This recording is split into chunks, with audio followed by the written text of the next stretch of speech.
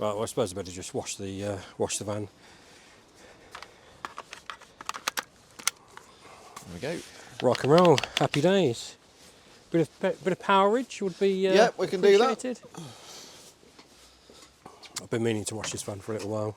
It has only been 2 weeks since its last wash.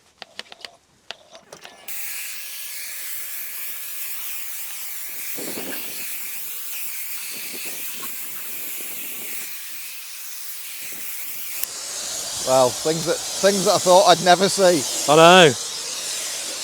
The great Ian Bodsworth washing his van.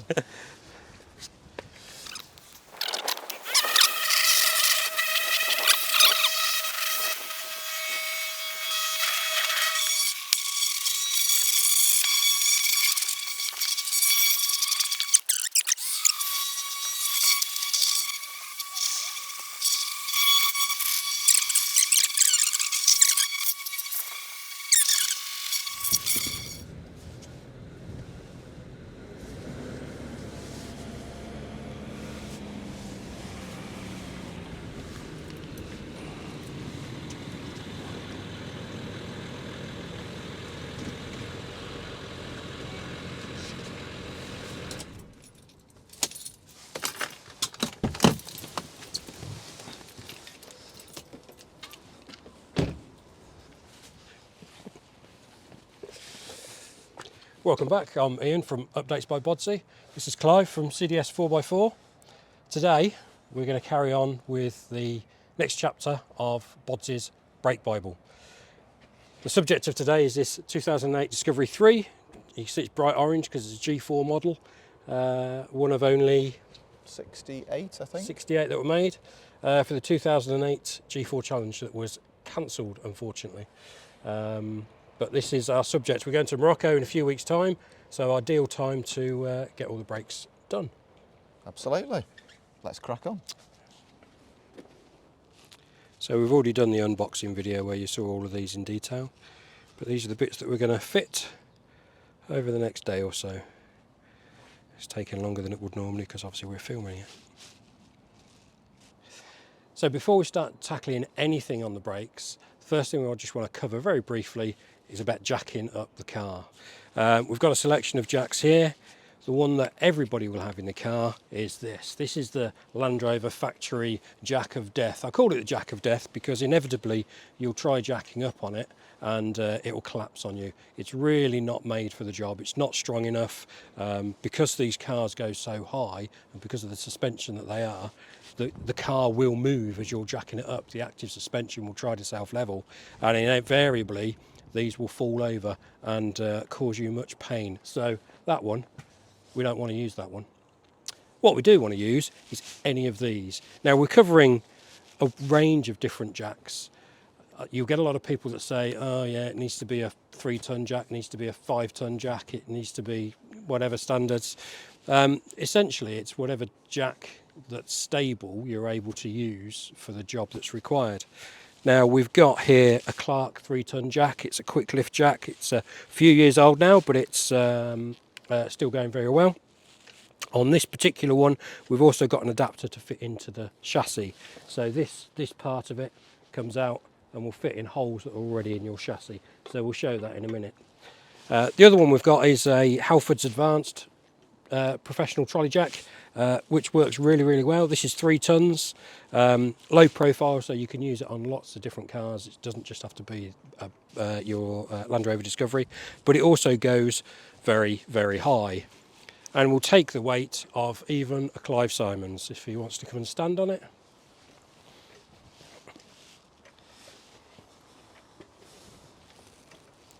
Of course, it does make it a little bit more difficult when you've got that much weight on it, but you know, it copes with the Disco okay. I'm not sure it will cope with Clive. Not quite sure of the comparison between my body mass and a Discovery. Yeah, well, you know, what can I say?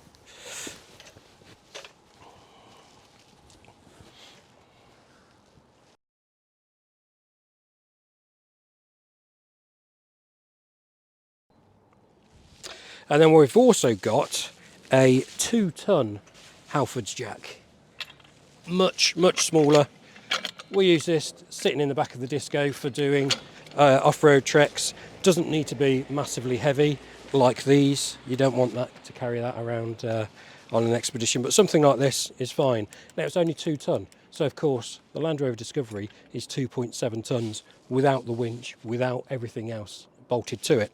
So why would you use this? I'll tell you why you'd use that, because this is more than capable of lifting a wheel off of the ground. So if you need to change your wheel, or if you need to, you know, just as we're doing, do brakes one side at a time, it's capable of doing it without a problem at all. What you do need to make sure you've got is an axle stand. So axle stands come in various sizes, shapes, etc. This is, again, just Halford. You can get it at your local Halford store. 3 tonne axle stands, more than capable of supporting the weight of the car for the jobs that we're doing. The other thing that we would use is a chock. Now these are heavy duty truck chocks. As you can see, once you've got that behind the wheel, you know, it's not going anywhere. But equally, if you haven't got those, you don't necessarily want to go and spend out on a heavy duty set of chocks. A block of wood, a good solid block of wood, but just make sure that it is a proper solid piece of wood, not some rotten piece of wood that you've had down the back of the garden. And those are the essential parts of jacking. Now for the purposes of what we're going to be doing, we will demonstrate using small jack, but for the rest of it, just for speed and ease of use, we will use probably the Halford's advanced jack. So we're going to be using the 2 tonne trolley jack. This is a 2 tonne trolley jack we're using to lift a 3 tonne car. Now there's going to be people that say you shouldn't use this, it's too low. Well, we're talking about demonstrating what people have mostly of their own. Yes, if you're going to buy something new, yes, it would be better to have a 3 tonne jack, and we will be using the 3 tonne jack throughout the rest of the video and not the 2 tonne jack. But if you need to jack up one wheel at a time, this is a nice easy way to do it. So we're not putting too much pressure on it. The car is jacking up, and we should notice the car to do its self-levelling trick.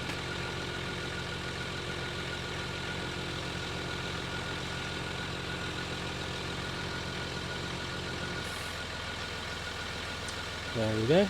Car tries to self-level, and it helps to get the wheel off of the ground. So we will carry on jacking up.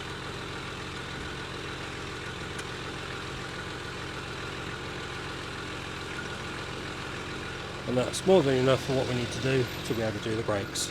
So at this point we then put an axle stand underneath the car.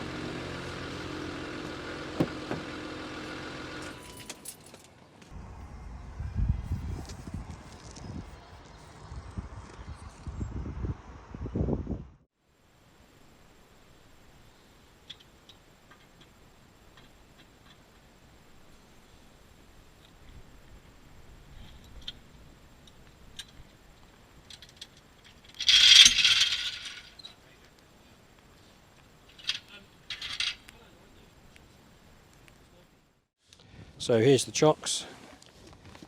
We're putting the chocks on the opposite side of the car from the side that we're lifting to make sure it's secure and it's not going to roll anywhere.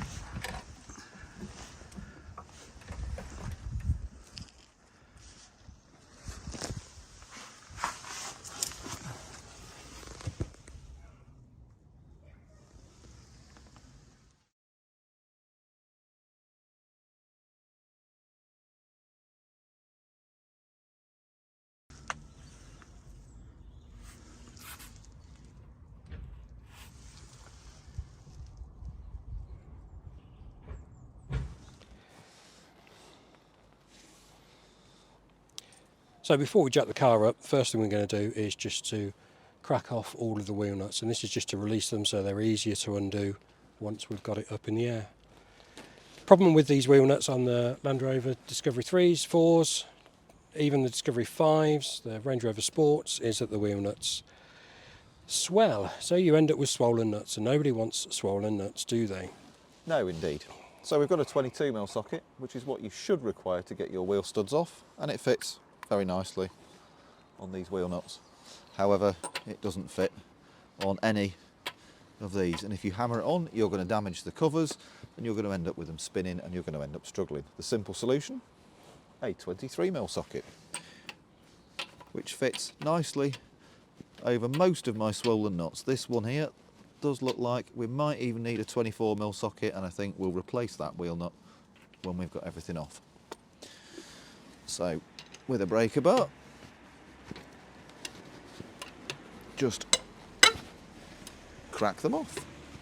Don't need to undo them any further, it's just so that you can get them off without the wheel spinning when the wheel's in the air. Let's find a 24mm socket.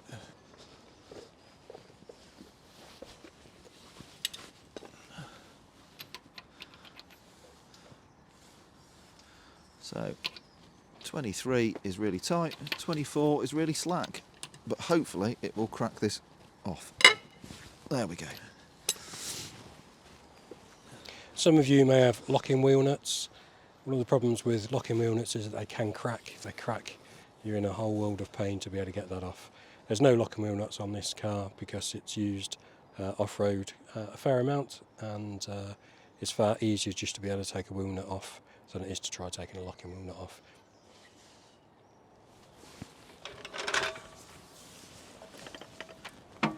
So we're jacking this up under the chassis rail. When you're jacking it under the chassis rail, you do really need to make sure that it is on there properly and securely. You'll see how much lift these cars give. The air suspension is trying to adjust itself. You can see that because we're jacking it off the chassis, we need to get it higher than if we were just lifting up the single wheel itself, which is why these heavy duty jacks are worth their weight in gold. And it also shows why the Land Rover Jack of Death really is a jack of death. At this height, it's just so dangerous.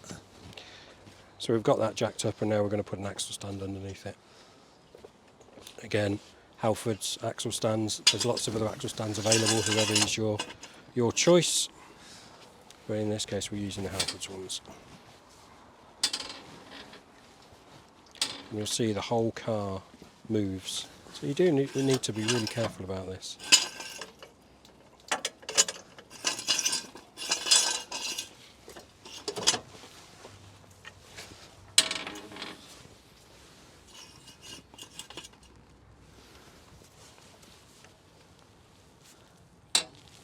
And when you're letting the jack down, let the jack down really slowly so that it's able to properly come to rest on the axle stand.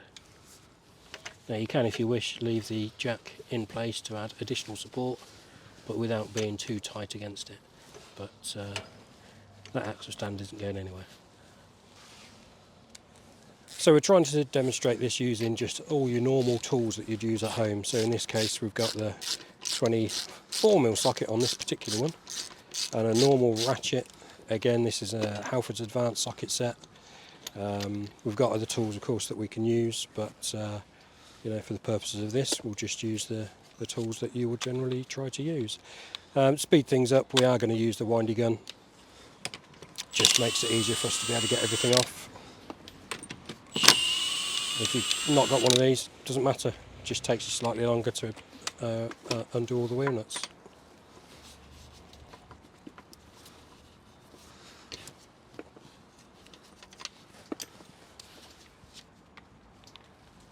We have got some replacement wheel nuts to put on for some of these that are extra swollen.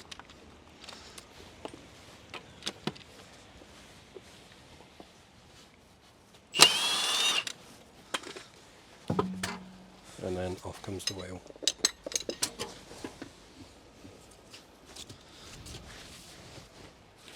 whilst the wheel's off, it gives you a chance to inspect the wheel, check for any cuts in the tread, any other issues around the wheel. Check to make sure there's no loose debris if you've been off-roading, clear off any bits of mud, grass, etc. that's built up.